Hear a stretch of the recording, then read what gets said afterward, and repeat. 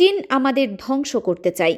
Donald ট্রাম্পের এই একটি বাক্যেই লুকিয়ে আছে আগামী পৃথিবীর ভবিষ্যৎ। হোয়াইট হাউসে ট্রাম্পের প্রত্যাবর্তনের সাথে সাথেই শুরু হয়েছে এক ভয়ঙ্কর আশঙ্কার কথা। এটি আর কেবল শুল্ক বা বাণিজ্য যুদ্ধ নয়, ড্রাগন আর ঈগলের লড়াই এবার পৌঁছাতে যাচ্ছে পারমাণবিক অস্ত্রাগারের দুয়ারে। কেন হঠাৎ চীনের পরমাণু সক্ষমতা নিয়ে এতটা আক্রমণাত্মক হয়ে উঠলেন ট্রাম্প? বেইজিংয়ের গোপন বাংকারে কতটি বোমা জমা হচ্ছে যা ঘুম কেড়ে নিয়েছে ওয়াশিংটনের? পৃথিবী কি তবে তৃতীয় বিশ্বযুদ্ধের কিনারে? সব চাঞ্চল্যকর তথ্য জানাবো আজকের বিশেষ প্রতিবেদনে।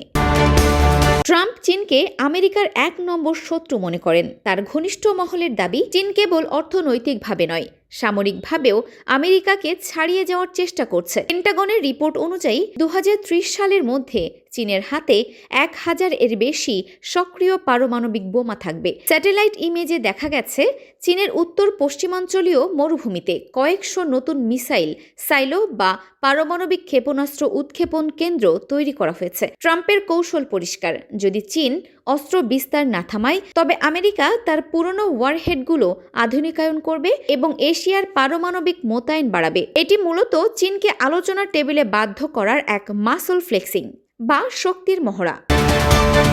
এই লড়াইয়ের আসল কেন্দ্রবিন্দু হল তাইওয়ান। ট্রাম্প প্রশাসন মনে করে তাইওয়ানকে রক্ষা করা আমেরিকার অস্তিত্বের প্রশ্ন। বিশেষজ্ঞরা মনে করেন ট্রাম্প সরাসরি যুদ্ধে জড়াতে না চাইলেও ট্যাকটিক্যাল নিউক্লিয়ার ওয়েপন বা ছোট আকারের পারমাণবিক অস্ত্রের ভয় দেখিয়ে চীনকে আটকে রাখতে চাইবেন। কিন্তু পারমাণবিক লড়াইয়ে কোনো ছোট আক্রমণ বলে কিছু নেই।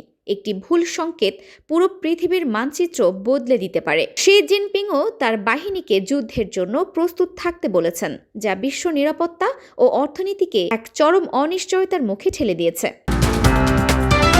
থাকে শুধু ধ্বংসাবশেষ। ট্রাম্পের এই কঠোর নীতি কি বিশ্বকে রক্ষা করবে, নাকি কোনো এক ভোরে সাইরেনের শব্দে আমাদের ঘুম ভাঙবে? আপনার কি মনে হয়, ট্রাম্পের এই নীতি কি চীনকে থামাতে পারবে, নাকি এটিই হবে তৃতীয় বিশ্বযুদ্ধের শুরু? কমেন্টে আপনার মূল্যবান মতামত জানান।